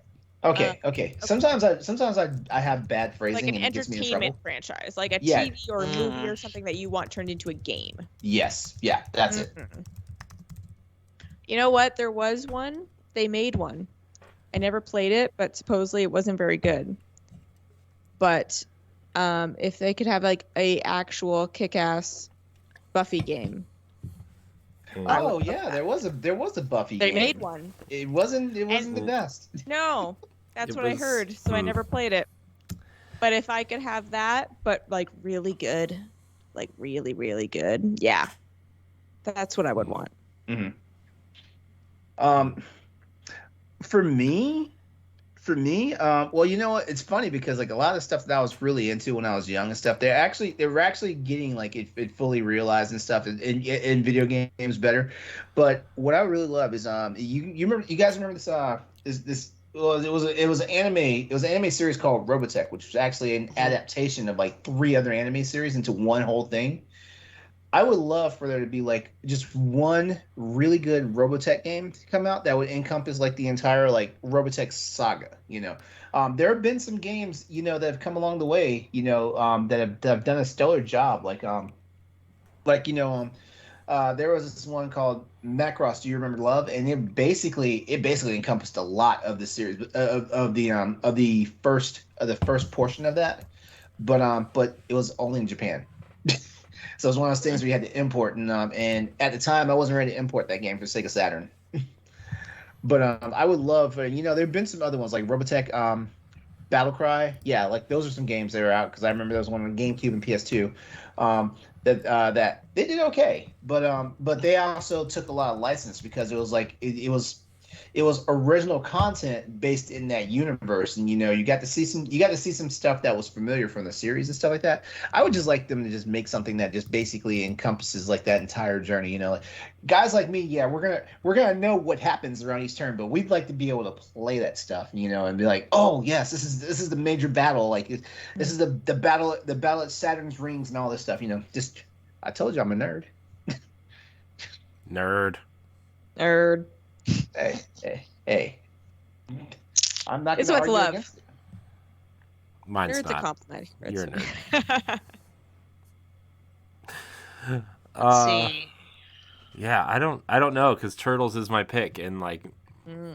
There's been all that kinds of that. Come on, I know. Come on, there's got to be something else. The thing is, though, there's not a good Ninja Turtles 3D game, though, to be fair. And I kind of was hoping that because I feel like it was hinted at a Ninja Turtles game. Well, I kind of thought like that it might be like something elevated like that, and then they're like, "Oh, it's another arcade game," and I was like, "Oh, that's great." Well, there was that rumor for a while that after Arkham Knight came out, that Rocksteady was going to make a Ninja Turtles game. What? That in the vein of Arkham, like really dark, kind of like like the comics. Yeah, like so the original. Super super excited, and then it got taken away. I did, and then they confirmed they're like, no, our next project is a DC Comics game, but then. The only reason why I bought Injustice 2 is because the Ninja Turtles were DLC in that game. And let me tell you, it was an awesome time. And it really made me want an Arkham-style Ninja Turtles game.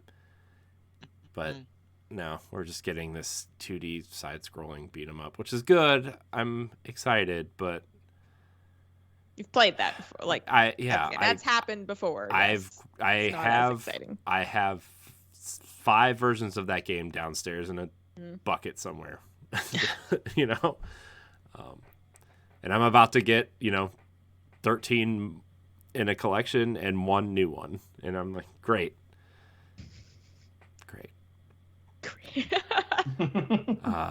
But like, it doesn't so sound sad. It doesn't sound like he's amped. Look, no. I'm just. This is gonna make me sound stupid, but I'm really over the 2D pixel art, side-scrolling 2D indie style games. I'm really. I thought I was the only. Depends on the game. I thought I was the only one. Like you. I'm over it, and like I get it. I really love Axiom Verge. I really love Shovel Knight. I love these games. I'm really over it. I'm the person that likes the big, meaty, you spent $200 million on this game. I want to play the crap out of it. I love games like Assassin's Creed. I love Outriders. I love Destiny. I want to see things blow up. I want to see things look realistic. I want to see things... We have the technology to do these things. I want to see that technology utilized, right? Mm-hmm. I get it. I think they have their place, obviously. Because everything can't be that, right? There is a place for these games, but yes, there is kind of a not an infatuation, but like there is an excess of them, and some of them aren't great. If it's excellent, that's another story. Because then it's like, okay, this is a just top quality game, and this is the art style you chose. But it seems like there is an excess of them where a lot of them are fine. And I think the other thing that really bothers me too is 90% of them are randomly generated roguelikes. Also, yes, which those words, a little bit. Rogue Legacy 2 just came out officially, finally, the actual final version, and I'm very happy about it. Any combination of those words in a game, automatic no for me. Automatic. Look, the last game I played that was a roguelike was Dead Cells, and it was really fun for about an hour, and I said, I hate starting over every 5 minutes. I'm done. Okay? Which sucks, because Dead Cells actually plays really well. I love how it plays. I love the movement. I love the attacking. Just give me a game. I don't want this. I don't want this crap. Give me a game I can play. anyways, I'm done with my roguelike rant for the month, I guess. Used it up early this time. Man. Anyways, franchise that I want in a game. I don't know. Does somebody have an answer? I really have to think about this because, like, yeah, somebody pick something. Katie, do you have any or? Oh, it was Buffy. Yeah. Oh, Buffy. I'm so Buffy! sorry. I remember. I'm sorry. See, this is where my brain is starting to go night-night. My bad. Big Buffy fan you are. No, I didn't really get to watch it. Not because I wasn't interested, but my parents didn't allow me to watch TV. But I thought of two, and one is like, well, no. There is going to be a game. Indiana Jones, clearly. Oh, yeah. Obviously. And like old school Indiana Jones. But I know we have Tomb Raider, and I know we have Uncharted. And now they're actually going to make an Indiana Jones game. I just forget. Yeah. Machine Games, Bethesda. Yeah. So there have been some. There's been a couple of them. Yeah, A while ago. There was but they're not. the Infernal Machine, and they weren't great. They were they were of the time, and they were only at the time. Okay. Yeah. I would say the last, like, quote unquote good one was the one for the original Xbox, which is the Emperor's Tomb. It was like it was. I mean, it's not good now, but at the time it would have been considered. Oh, this is better than most licensed games that are out there. You know, so it's better than Batman Begins. So. The victory. But the other one, I mean, very few people know this, but of the little that I did watch as a kid, because I'm a dork, there's this anime called Cardcaptor Sakura, and I loved that show, and I actually think it would make a great game. I Googled it real quick. I'm like, oh, I'll probably name something that has a million games to it. One Cardcaptor Sakura game did come out for Game Boy Color, but it might only be in Japan, just because I'm scrolling through the pictures and they're all in Japanese.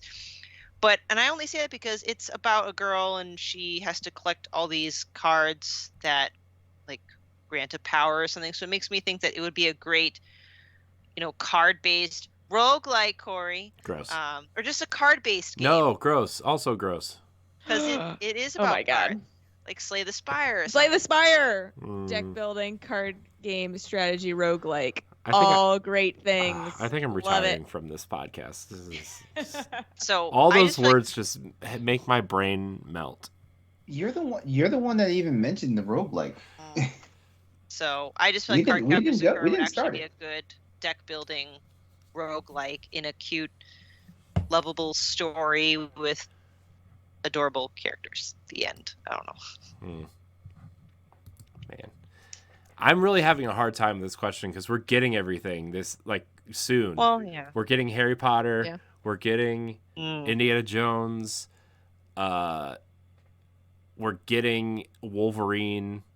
Right? Like we're getting. Oh, I almost forgot about that. Yeah. Except I don't have a PlayStation, so I'm not going to be able to play it. But it's fine. Okay. It's probably like 3 years out. So you got time. You know what then? All right, flip it. What's a gaming franchise? Just for you, Corey. What's gaming? Nope, not answer that question because I don't like it when they turn games into movies. They're games for a reason. But there's a huge. It doesn't have to be a movie. It doesn't have to be a movie. It can be a TV series. I do have to say. I know what you mean, though. It's the purpose of it is that you're playing it. Yeah. Like it's a different thing. It's a completely different thing. I do want to say Sonic the Hedgehog was okay. Corey always has this moment on all these podcasts where he just becomes his killjoy. Oh my gosh! What? Yeah, you can just go with the flow, bro. I'm thinking, LeRon. The show's almost done now. I know it is. Pressure's on. Actually, you know what I really want? And you guys can make fun of me later. I don't care. I want a new Epic Mickey game. Oh. A good one. Like the first one was an interesting idea, but it was on Wii and I hated the Wii. The second one was trash. So give me a third good one. Because the concept is awesome. Where like you're making these choice-based decisions with Mickey Mouse and like, if you do this one thing, he's the Mickey Mouse that is like all over kids stuff these days, right? Where he's does nothing wrong. He's basically Jesus Christ. But like you do like you make these other decisions and he turns into like the troublemaking Mickey Mouse from like the 30s and 40s, and it's awesome. So, and like you're make fun of there, still cool. You kind of like use the whole thing is like the world, like he goes into this mirror universe where Oswald the Lucky Rabbit, which is Disney's first creation before Mickey Mouse that nobody knows of because NBC, like, long story short, Disney made a deal with NBC to do animation for them before he started the Walt Disney Animation Company. And he did not retain the rights to it because he didn't read the contract all the way. So he did not retain the rights to his characters. And they only recently bought the rights back from NBC for an ungodly amount of money in like 2010. So they're just not doing it. They're just not doing anything with it. I mean, it's no, not really. But Mickey goes into this mirror universe where like it's what Disney became if Oswald ran it instead of Mickey, and you kind of make choices and kind of repaint this mirror world into the world that you kind of want it to be. It's really cool. But again, it was on the Wii, and it was kind of like not great. Although, LeRon, you would appreciate this. Warren Spector, it was actually led the design of that game. So. Oh yeah. Yeah. Oh man. Yeah. Oh, that's right. Yeah, that's right. Because he's like a huge Disney fan, and he wanted to make a Mickey Mouse game. Yeah. Yeah, I remember that. But I don't. Maybe it's the fact I just never played it. I kind of just overlooked it. I don't know, like you. Well, there's a rumor. There's a bundle coming of the first two games to Switch and PlayStation, I think. So yeah, that's a rumor. We'll see what happens. Yeah. Anyways, second game was really bad, but that's kind of what I want. So cool. I'll take it. I had to like really think about that because I was like looking around. I'm like, we have Star Wars games in the pipeline. We have a mediocre Avengers game at best. Guardians of the Galaxy was great. You know, we have all these Lego games. I mean, like The Incredibles would be fun, I guess. Wait, are you? Yeah. Wait. Did they ever make an Incredibles game? There's a Lego Incredibles game, but it's. I don't want that. I know. I don't really. I don't want that. I don't really count the Lego games. Is it mirrored? Does The Incredibles feel like it was a comic book? It was a comic book or like a retro noir like TV show? I don't think so. It's based off the Fantastic Four. Oh, I know that. Yeah, like it takes inspiration from things, but no, I don't think it was. No, because it was Pixar, right? Like, well, yeah, no. I'm saying, does it feel like it came from like a comic book? Oh, you know, like like it has all the bones of it for sure. Yeah. So, I really liked that first movie. The second one was like, it was fine. But yeah, wait. Oh, you know what? It's time to wrap this show up. It's time to wrap up. What, LeRon? Y'all about to slander my all-time favorite Pixar movies. Incredibles 2? Incredibles. They're one and the same as far as I'm concerned. Oh my gosh, you are. No, I am a fan. I didn't think that would be the yeah. Of all the Pixar, yeah. Wow. Next, you're gonna tell me you think A Bug's Life is amazing. Actually, no. Don't you trash A Bug's Life? What's wrong with A Bug's Life? It's good. It's no Toy Story. I didn't say it was Toy Story. Whoa. Oh, here we go. Shots here now. Just willy-nilly everywhere. Look. All I'm going to say is... Looks like we're going to have to... LeRon on his last stand here. We're just going to have to fend off everyone away from the old Pixar movies. Looks like we're going to have to put Pixar... in review on the standard definition docket at some point. Oh boy, yeah, in like 4 years. Oh wow, you're about to. If you have me on that, I'm about to be a real sourpuss because I'm a fan of The Incredibles. So like it was a dream come true when finally the sequel came out. So you know what? And I don't think anything's wrong with that sequel. So, I didn't say anything was wrong. We didn't say there's anything wrong. I said it's not as good as the first one. Come on now. Just Corey, staring you down. Corey. Oh my goodness. I hope to God Obi-Wan sucks. I hope it's amazing. Oh! Can we talk about the trailer, by the way, for Obi-Wan? No, it was so good. No, oh my God. It left me with this is probably going to be really good. Wait. Are we talking about the new trailer? Most likely. The one that came out today. The one that came out today. I have not seen it because I'm done. I have not seen it because I'm done seeing trailers for the show. I just want to see the show now. So whoa. Okay, so here's another trailer came out today? Yes, it came out this today. morning. Why didn't I see this? I don't know, but it was amazing. Oh my god, I'm so excited. They literally tease Darth Vader like in it. Like they show them putting him together. And then like they put his Why didn't I mute this? Why didn't I mute this? I did not need to hear this. They put his like chest box on. Yeah. And then all of a sudden you just hear the breathing, and then like it takes one breath when they put it on, and then the second breath you just see Obi-Wan's face looking scared as shit with a second breath, and then it cuts to Obi-Wan. Oh my god. And then what's even better at the end of the trailer, it's a light. They do like the Disney Plus thing, and you know how it does like the shooting star into the plus thing. It's a red lightsaber cutting through this black screen. Yeah. Oh. See, now this is what I don't like. This is what I don't like about this, because this trailer, because based off of what you just described, this trailer, it sounds like it breaks canon. Because if I'm not mistaken, and I don't know, maybe I'm not the best with Star Wars lore, but if I'm not mistaken, like Darth Vader did not run across Obi-Wan again until A New Hope. That's not true. Okay. Because we're getting Obi-Wan. They don't really say that. They don't say like I've never seen. They're like, you're an old man now. Yeah. Well, no. Well, just remember when on the Death Star. And he talks about Darth Vader, and he says he's more machine than man now. Yeah. So he knows that he's machine. Like he knows of him. So I mean, to be fair, can't verify this. Yeah. Well, here's the thing. At the end of Episode 3. Obi-Wan walks away before they put him together. So how would he know he's more machine than man if he hasn't seen him, right? I mean, he could just assume he's just like this husk with one robot arm just kind of like pointing at things, right? So he knows of Darth Vader. Mm-hmm. That's what that means. That's probably it. Like his connection to the Force would probably tell him all this stuff. But I'm just saying though, it feels like they're breaking canon because even if we don't know that. Even the if show's Obi-Wan, not out yet. Even if Obi-Wan knows about yeah, that's the problem with the trailer though. Like I have not seen the trailer, and I don't know if I want to see a trailer because like I'm one of those people that I get to a point where trailers reveal too much of the show for me. The shows and the movies, and so I watch like maybe one. I watch the premiere trailer, and I watch like maybe the follow-up trailer, and then I try to watch anything else as we get closer to it. And it's also because like Ridley Scott kind of ruined movies for me doing this shit.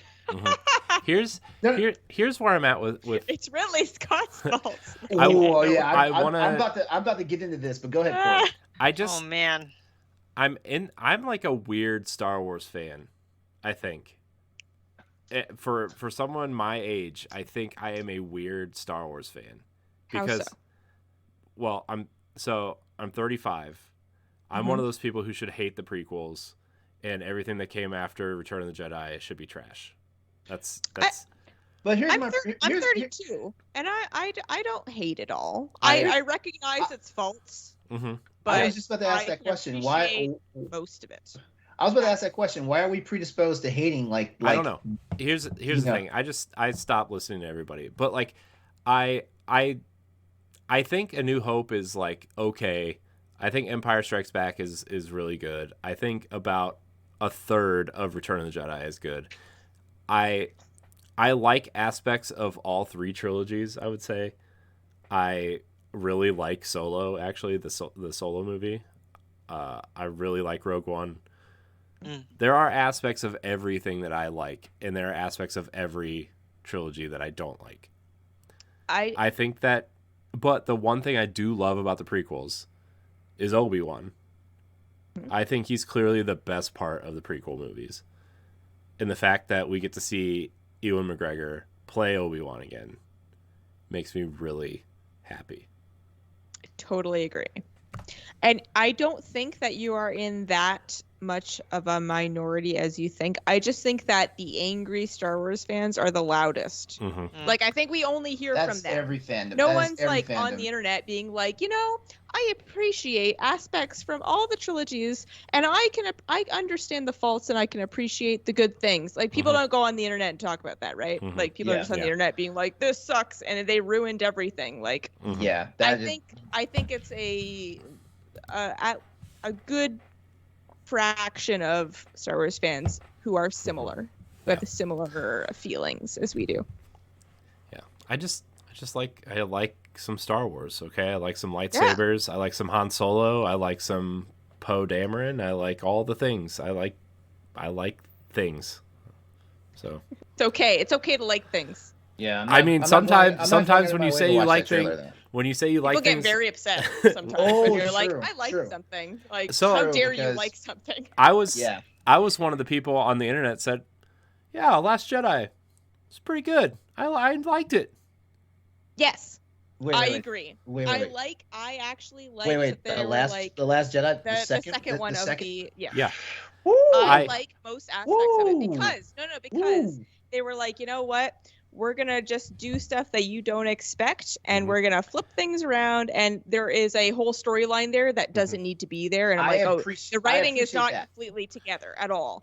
But I appreciate that. I appreciate taking swings and not just being like, we're just going to rewrite an old movie. I do think, like, the whole casino thing, like, that whole storyline. Doesn't need to be there. Yeah, doesn't need to be there. That did not need to be there. Also, like, they had the perfect out for, I mean, I don't want them to offend Carrie Fisher or anything, but they had the perfect out to her character be done in this movie instead of... They didn't need to, yes. It could have just been like, this is it. Yeah. So, like, I mean... They sent off Han Solo. The more you guys talk about it, the more I'm remembering why I disliked it. Oh, there's flaws. No. I'm not saying there's buckets of flaws. Yeah. Like, overall, I liked it. Here's my thing. Like, the first time I saw it in theaters. I walked away and I walked out of the theater and I was like, "What did I just watch?" So I honestly waited till it came to home viewing, and I watched it again. And my opinion of it actually changed. It did not change for the worse. It actually changed for the better, which is good. But at the same time, there's glaring flaws. Totally. Totally, but look, throughout the entire series, throughout the entire franchise, there are glaring flaws. Luke kisses his sister in the second movie. Okay, that never bothered me. See, I was a child when that happened, so there was no correlation until the third movie that happened, and then I didn't realize how bad that was until I became like a teenager. Even then, I'd be like, they kissed. It's not like they like. Here's the thing. It's not like they both uglies. I mean, you can like look at it and see like they didn't know, like, and then they found out through the Force, whatever. You can just kind of wash it away. But like, made out with her brother on a red carpet, and everyone forgot about it. Just saying. Yeah. And hold on a second, because like now I got to question George Lucas. Here's not the question that guy. Here's I'm trying to make a point here though. Is like he wrote that original trilogy by the seat of his pants. He was rewriting the script during filming. I know he was. Then people are like complaining that like this new trilogy didn't have like a very planned timeline or whatever. I'm like, so you think like the original trilogy had a super plan, right? I mean, clearly I feel like he had more consistent. That's he had more forethought in the prequel trilogy than he had for definitely the original trilogy. Oh yeah, yes. Aren't you so interested in the blockade and trade tariffs and political intrigue? Come on, it all connected, but the dialogue was awful. Yeah, I like political intrigue in like movies and TV shows. I like it. I like that, but no one talks like a person in the yeah, that's true. No one talks like a person. True. It is that's like true. What are we saying? What is anyone talking about? All right, so real quick, my rant about like trailers and stuff, real quick, and then no. I have to get this out. This is why I don't invest in a whole bunch of trailers for movies and TV shows and stuff anymore, because okay, so Ridley Scott, technically he's like the father of the Alien franchise, right? So remember, like, he directed the first Alien movie, and then he decided not to come back to Alien for a sequel because at the time in his life and his career and stuff, he only wanted to make like new and original stuff. He didn't want to like revisit stuff that he'd already done. Well, lo and behold, like 2 decades later, he comes back to Alien to do Prometheus, which is the prequel to like the Alien franchise. Now, I'm super excited because like me and David Lasby might as well be the same person. You know, when it comes to aliens, you know, we're all in. So I'm watching. Indistinguishable.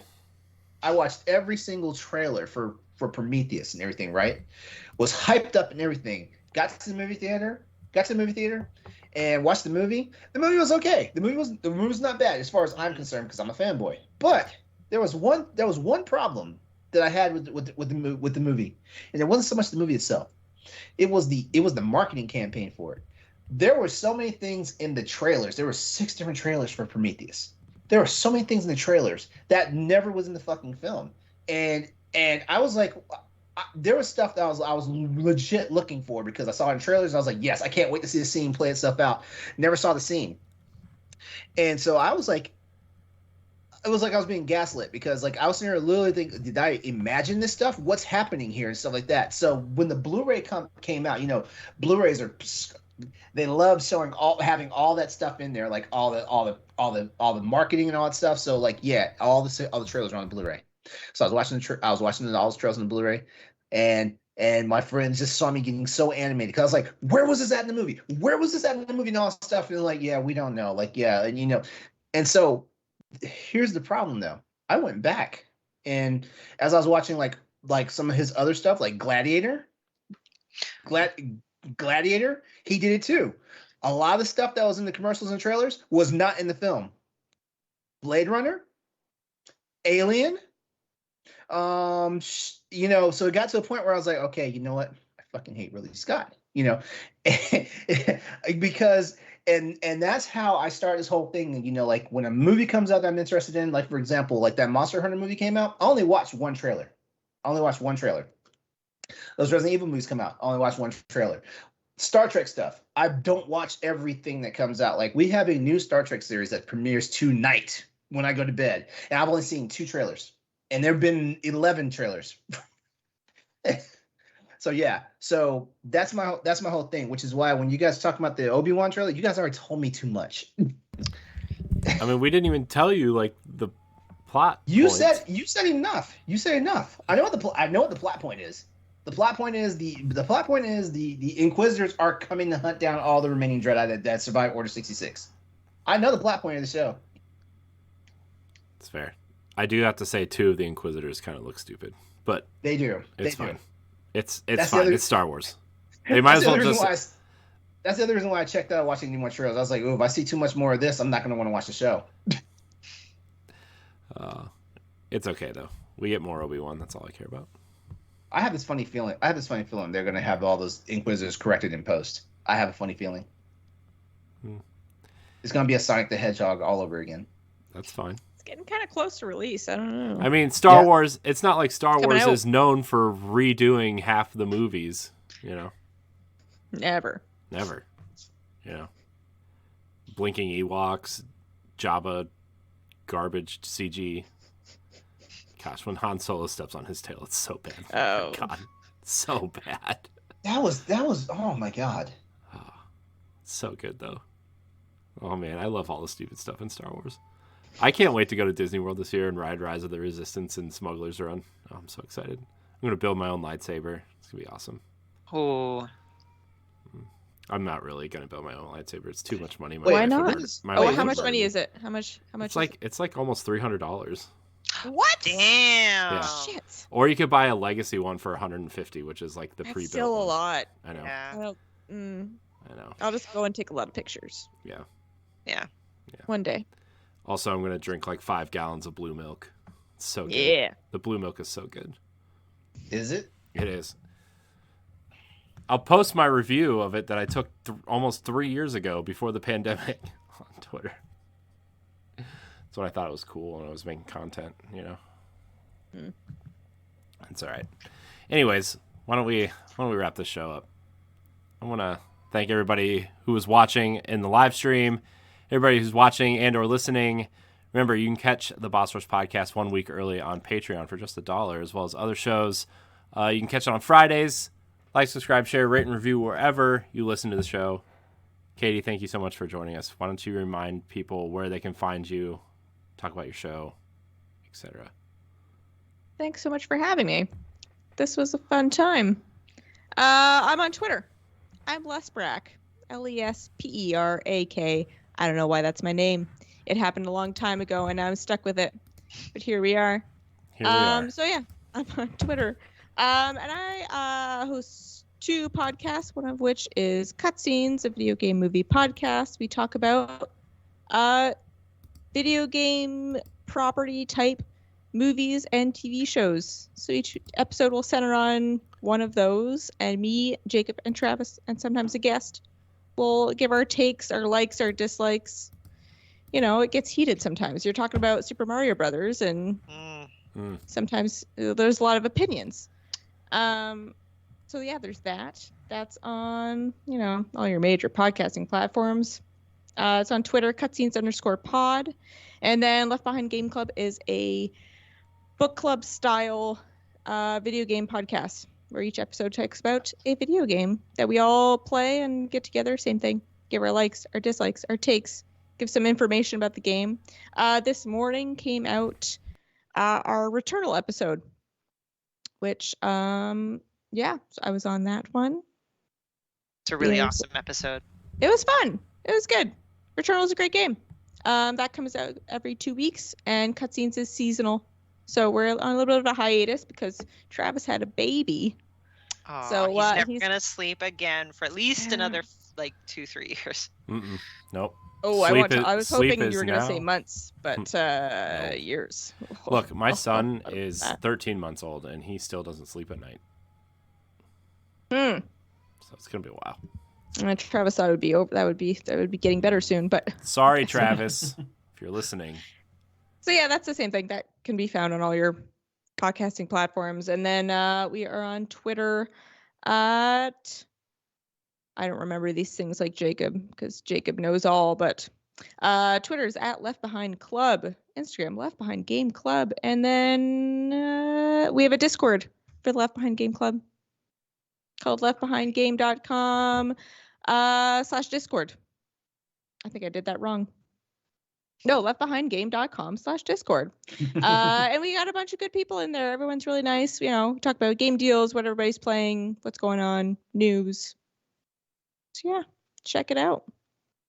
Thank you again for having me. Nice. This is a nice, chill, just go with the flow thing. Sure is. That's anything else is too hard. Well, you're welcome back anytime. It was really fun having you, for sure. Thank you. Stephanie, where can we find you? People can find me at Klimov, KLIMOV_author on Instagram and Twitter.